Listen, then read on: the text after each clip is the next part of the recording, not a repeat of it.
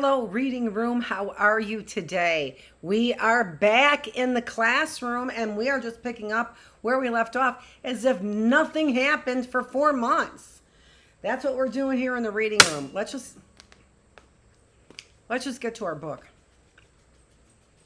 Okay, it's been, a little disturbing for me, but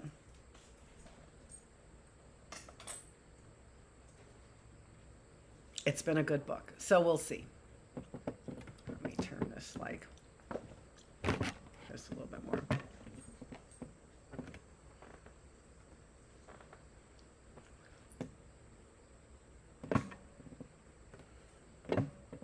I hate all those things in the background.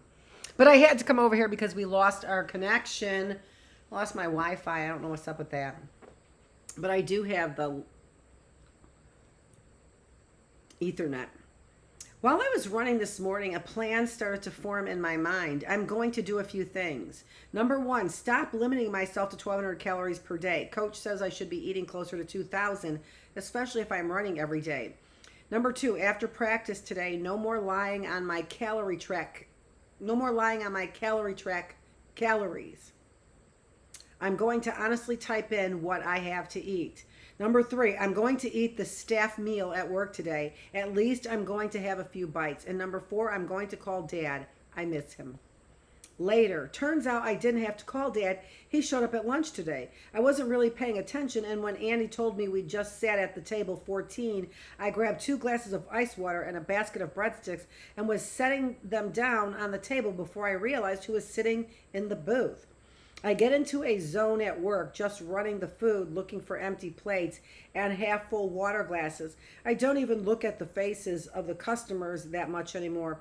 Usually they're chunky and chewing with their mouths open. It grosses me out. I might have dropped off the water and breadsticks and left without even noticing, but Dad said my name. Dad, what are you doing here? Me, I work here. What are you doing here? Dad, having lunch. This is Annette.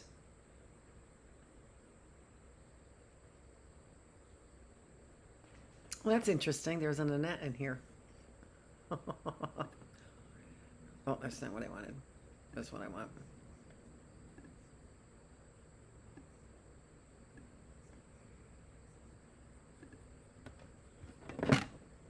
There we go.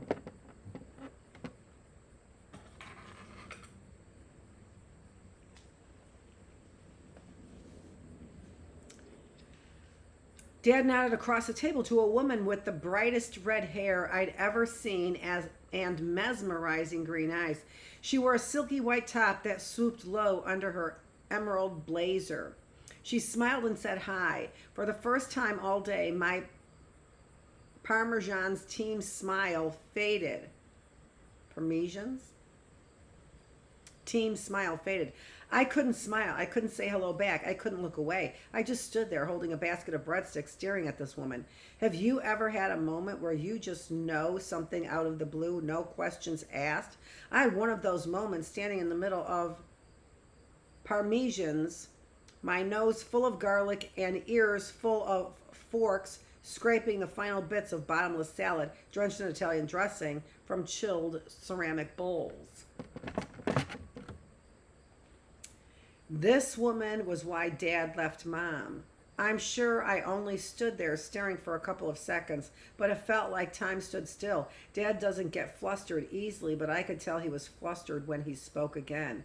Dad, when did you start working here? Me. When did you stop having Korean barbecue for lunch? I turned and headed toward the kitchen blindly. As I walked around the food prep bar toward the dish room, I heard Melanie chirp, full hands in, at me, but I didn't stop. I walked past the dishwashers, through the door to the dry storage in the corner, and leaned against a big metal rack stacked high with the boxed wine they used in the marinara sauce and to saute mushrooms. I closed my eyes and took about 10 long, deep breaths. All I could see was Annette's face, her bright red lipstick, her bright red hair, her bright green eyes. She was gorgeous. And thin. Mom never stood a chance. I got a quick drink of water and found Melanie at the hot food counter. She took one look at me and knew something was up. I tried to plaster on my Parmesan smile. but she doesn't miss much. Melanie, everything okay? Fine. Really? Yep. My dad's here. Melanie grinning. Oh, great. Which table? Andy, 14. And they need more water. Me already?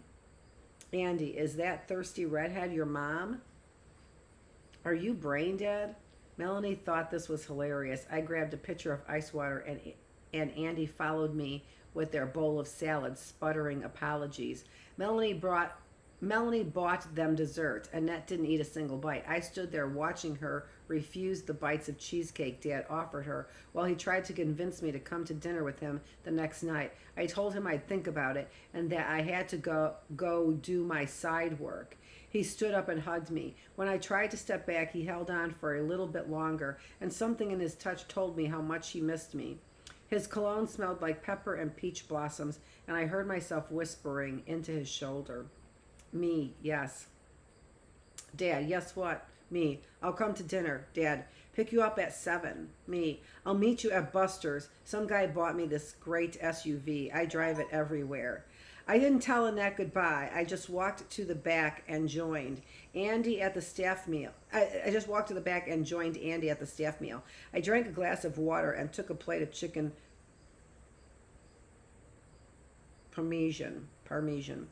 I picked off all the cheese and breading and just ate the chicken. Even without the fat and carbs, it was delicious. I had a second piece and a small bowl of salad greens with no dressing. Andy asked me a bunch of questions about Mom and Dad. I answered some of them, then told him I had to go. Andy, hot date tonight? Me, actually, yes. My head was swimming. Maybe it was all the protein and roughage at once. Or maybe I was overwhelmed from seeing Dad with this Annette chick. Or maybe I just missed Jack. When I got back home, Mom told me Dad had called her and said he'd seen me and that I'd agreed to go to dinner with him. Mom, he was at Parmesan's? Me, yes. He came in for lunch. Mom, by himself? I opened my mouth to lie, but nothing came out. Mom saw in an instant, just like Melanie had earlier. A smile wasn't going to help any of this, and why should I be the one helping? This wasn't my fault. As I trudged up the stairs to take a shower, I heard the cabinets banging, and the potato chip bags rustling, and the spoon for some ice cream clank on the counter. I wanted to scream down the stairs. I wanted to yell at Mom. Why do you think he left?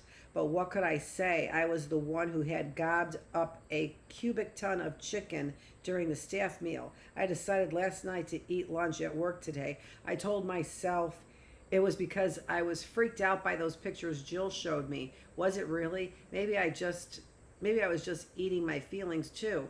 I stood in the shower and let the hot water pound onto my head. When I got out, the house was still, and I knew Mom had left for work. I let out a long, slow sigh and slipped into a clean t-shirt, then slid between the crisp, cool sheets on my bed. I woke up a few minutes ago. My pillow was damp from falling asleep with wet hair. I'm going to blow it out as soon as I'm done writing. Jack is coming by to pick me up in an hour. I want to look perfect. I need it to look perfect. I need to be close to him tonight. I need to feel his arms around me and taste his lips on mine and hear him tell me how beautiful I am. I gotta go check out those texts because I've got a car issue. Hold on, I'll be right back.